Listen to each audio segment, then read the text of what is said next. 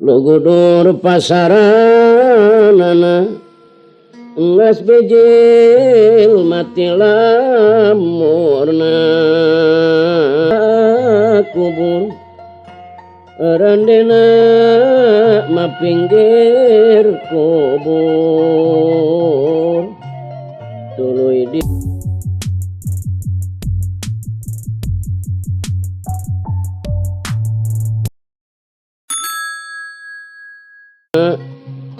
mayit leuwih nalangsana ku sabab gede dosana ditampak ku batur barang arek ka jero kubur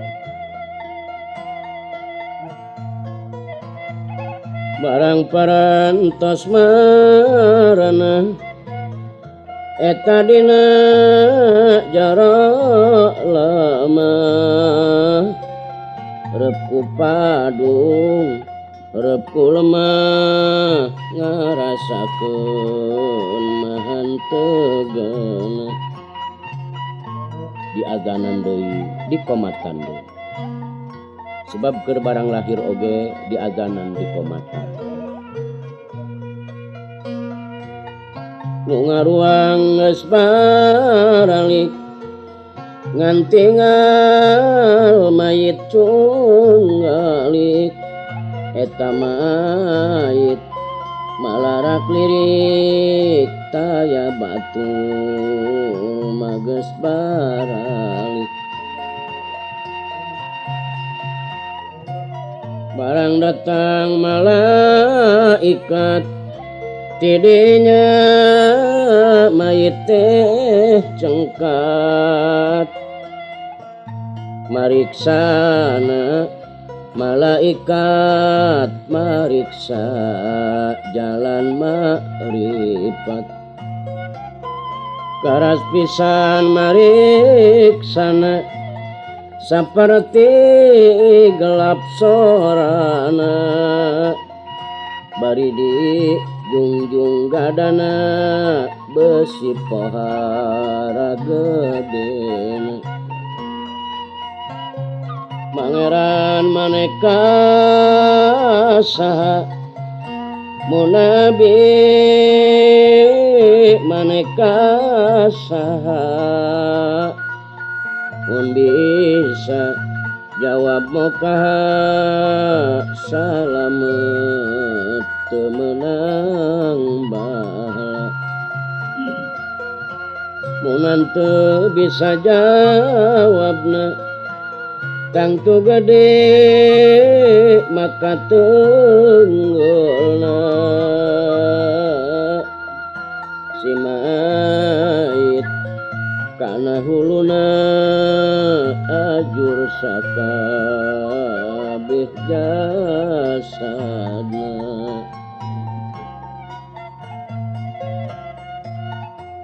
sadaya pada ngahruk ahli-ahlina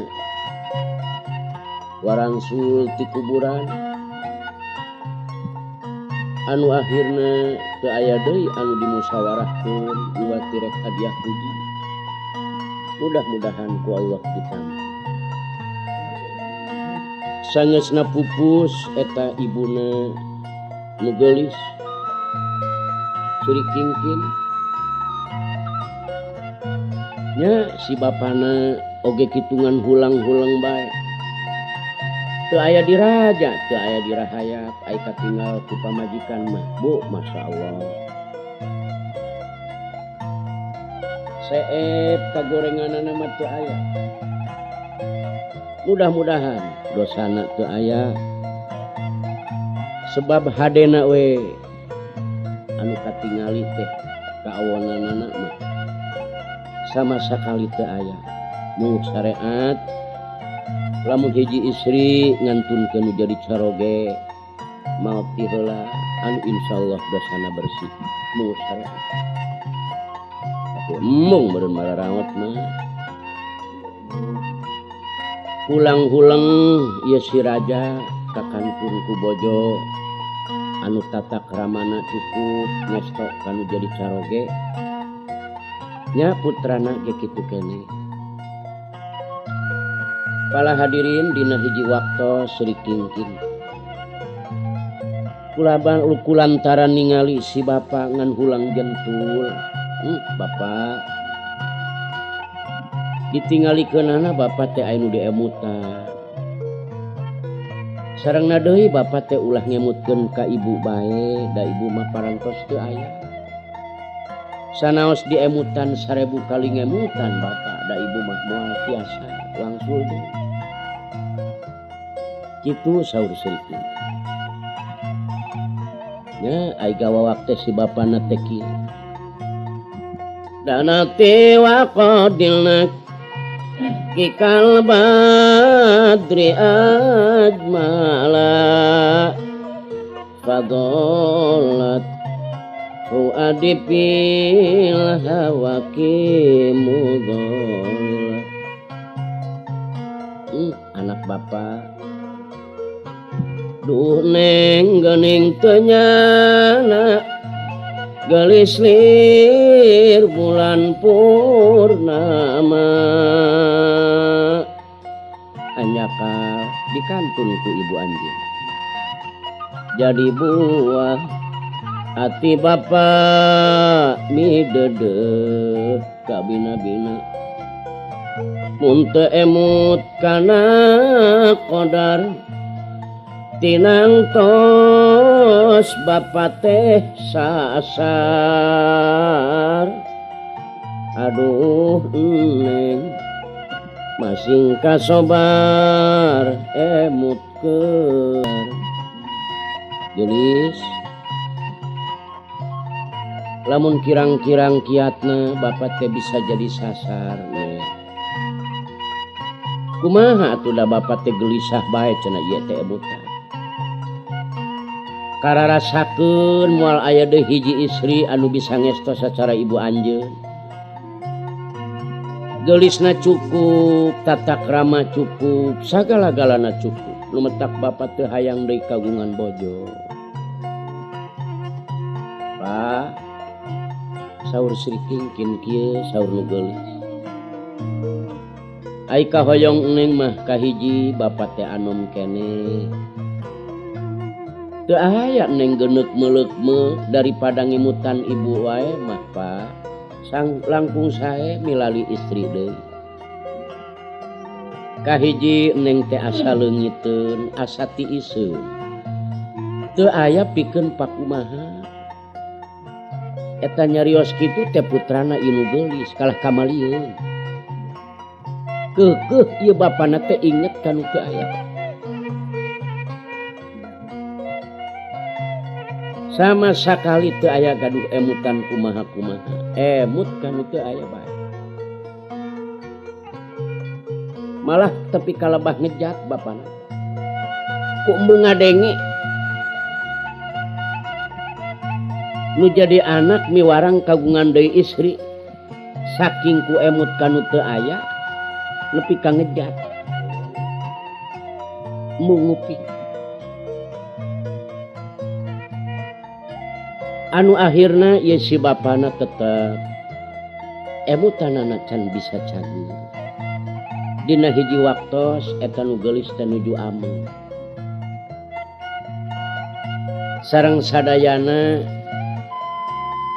palayan-palayan eta nu geulis mun cara di urang mah naon ngaranna eta teh babu atawa palayan nuju ameng eta nu geulis nya ieu si bapana teh ningalikeun we ka katuang putra sajroning ningalikeun dina emutan eta si bapana heueuh jiga nu nya ya anak aing teh leungiteun kudu jadi indung jeung asaku bener aing lamun boga deui pamajikan teh jiga nu aya gantina jadi bisa jadi ya anak nitah ka aing boga pamajikan deui ditingali eta ku si bapa bari jeung mikiran apakah bener aing kudu boga pamajikan deui. Asaku bener pikeun ganti indung anak aing. Nah kudu kumaha ieu? Anu akhirna dipanggil tah nu geulis, "Neng ka dieu." Tara sujud eta nu geulis kanu jadi bapa, "Pak, aya naon?" Kieu geulis. "Ai neng teh tadi banyol atawa nyinir ka bapak teh."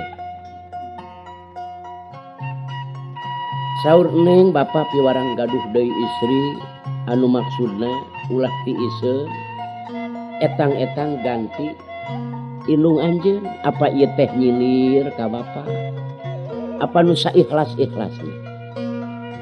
Saur Sri Kingkin, "Sanes nyinir sanes naon basana nu geulis. Dedeh teuing bapak, neng mah teu aya geuneuk maleuppeuk anu saikhlas-ikhlasna. Ikhlas sanes banyol, sanes humor, sanes heureuy, sanes naon. Neng mah senang dunya akhirat lamun bapak dugi kalebah kagungan deui istri."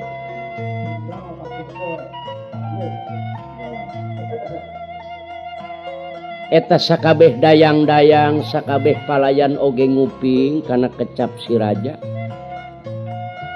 Meureun ngemutan eta raja teh ku ayana nasehat nu jadi anak. Bener anjeun anak kitu mah leungiteun indung. Teras kumaha eta si raja milari istri. Tah lamun bener ikhlas teu aya geuneuk maleupmeuk, insyaallah bapak teh bade milari.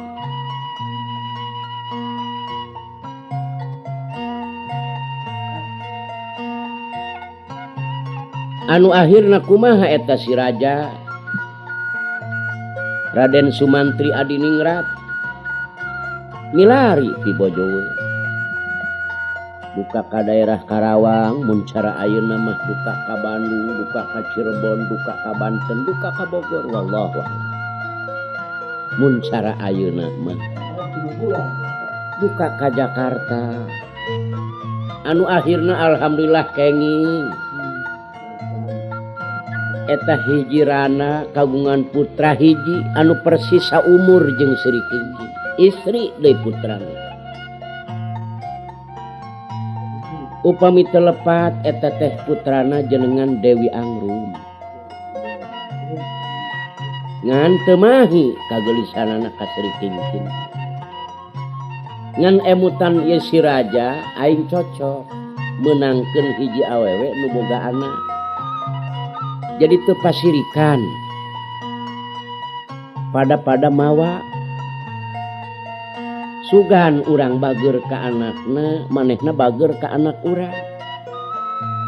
Anu alhamdulillah emutan si raja ieu asaku mokrok jodoh tepung bayu tepel adang.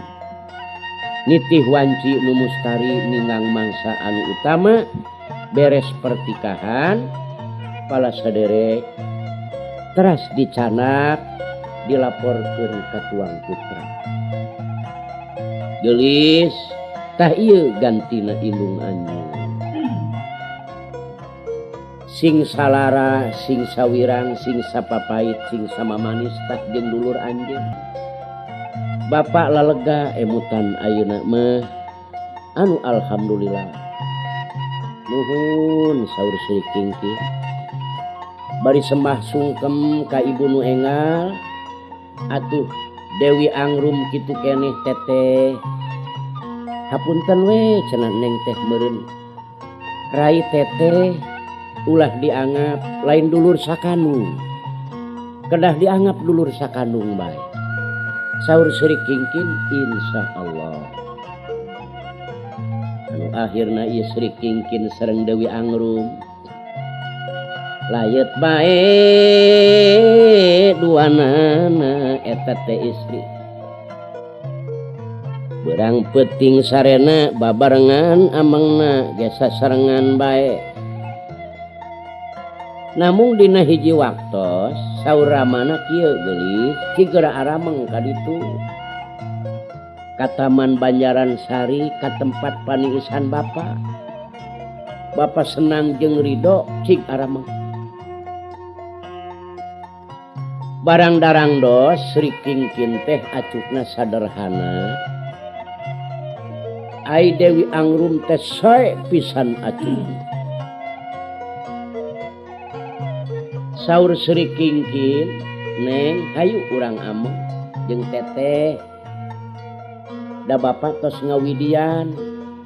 Teu wantun teteh ge upami Bapak teu ngawidian. Margi eta mah spesial Bapak. Mangga cenah teteh. Ai Dewi Angrum teh sae pisan acukna. Geuning Neng ku sae cenah acukna. Sumuhun cenah teh da kamari dipeserkeun ku Bapak. Geuning cenah teu ngarti Neng mah ai teteh mah awon acukna. Sawios cenah awon oge ala kadar ku acuk supaya manahna we cenah Neng sae. Eta teh Sri Kingkin teh bener ngomong kitu. Ngan dipandangna dianggapna ku ieu Dewi Angrum salah. Jadi nganggap pakaian aing jore atuh anak kitu mah. Anu akhirna ieu Dewi Angrum ngadu ka ibuna. Salah panarima. Salah paham. Pan leres eta Sri Kingkin nyarios kitu sawios teteh mah awon oge. Asal manahna we sae. Jadi salah paham. Anu akhirna diayakeun sidang. Saur bapana Neng, ulah dianggap rengat mana atuh masalah eta. Lain nganggap kana anggean Neng awon. Dipamenangkeun ku bapana ge henteu lepat teteh teh henteu. Asal manahna sae seolah-olah manah teteh asal sae ka Neng. Anu alhamdulillah dimusyawarahkeun, diayakeun sidang mun cara sidang teh mah ulah nepi kalebah jadi unek-unek. Akhirna beres deui repeh rapi. Tah maka ku sabab kitu kulantaran ieu raja ningali tuang putra sae deui teu aya geuneuk maleuk-meuk bunga anu teu aya hinggana. Gunung gede gedean hate anjeunna. Bunga anu amarwata suta dugi ka ngarasa asa jadi sumsum jadi balu. Sumerep kana kulit sumarambah kana baya. Langit asa melengkung mega mayang katon kasuhun kalingga murda. Dicangreudkeun dina ujung rambut parat kana ati sonobari anu murni. Teu aya kabungahan ku sebab ningali kaluarga repeh rapi. Tah anu salajengna arameng Sri Kingkin sareng eta nu geulis anu kasipatan Adi Dewi Angrum. Anu cek tadi mah Sri Kingkin teh teu nganggap dulur patetere istu nganggap dulur sakanu. Tah maka ku sabab kitu urang oge kedah niru kana kasayan mah. Ulah kana kaawonan tah dina labah dieu teh kaluarga raja tentrem ayem sae. Namun geus kitu pala saderek. Ai kasebelasan setan mah jeung iblis teu boleh we ngarahan ka manusa nu keur repeh rapi, ka manusa anu keur bager bari jeung cager. Tetep iblis mangarahan supaya cager bari jeung teu bager. Pirang-pirang jelema nu hayang mewah boga mobil alus ku sebab disorobot kasebelasan iblis, kasebelasan setan. Nepi kawani nyokot barang batur, nepi kawani korupsi, wani jeung sabangsana teu mikirkeun bakal balik ka alam akhirat. Tah ieu pangna sing hade lah kasebelasan iman Islam urang. Ulah nepi ka eleh ku kasebelasan setan. Kitu pirang-pirang jalmi anu paleng akibat dorongan ti kasebelasan setan. Iblis nu ngapalaan teu leh manusia supaya asup kana jurang kasangsaraan, supaya cilaka dunya cilaka akhirat. Para hadirin teu kacaritakeun ieu Raden Sumantri Adiningrat anu aya di Galuh Pakuan, kacaritakeun di hiji nagara Banyuresmi. Ieu raja kagungan putra mung hiji-hijina anu kakasepanana eta di karajaan sakabeh anak gegeden anak menak sumawana anak cacah mah. Di mana ngalangkung eta putra raja teh Raden Anom geger. Nukernya seuh di bawah singalkeun seeng nepi ka tutung. Loba nini keur nyisigna nyo Raden Anom ngalangkung nepi ka sisigna ragag. Ulah higaning awewe keur lalaki ge keur ngarokok kuat karasa teu ragag. Kuat ragag teu karasa. Nu nginum kuat kabesekan ku sebab meleng ku kasep-kasepna. Kabeh pada hayang ningali tapi manaeun atuh mijodo mah mung syariat gitu. Tah Raden Anom teh putra raja ti Banyuresmi. Ai damelna hobina eta Raden Anom teh sok moro kaleuweung. Dina sajeroning perjalanan waktos moro di leuweung teh anjeunna sasam. Jadi bingung taya hinggana manehanana jadi nyasar ieu teh jalan ka mana. Deudeuh teuing bingung amat ieu jalan poek tanggal 30 nyasar. Ana nyasar i Raden Anom gok teh kadayeuh Pakuan.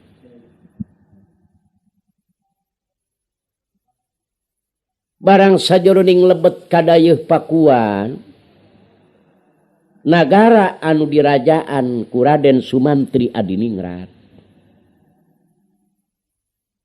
Kaleresan aya nu geulis nuju ameng. Saha? Dewi Sri Kingkin. Sakolepatan ningali ieu Raden Anom lebet kana manahna. Nah, istriku geulis-geulis teuing. Ngan hanjakal aing teh ngan ukur sakedep netra ningalina. Sakerelepan.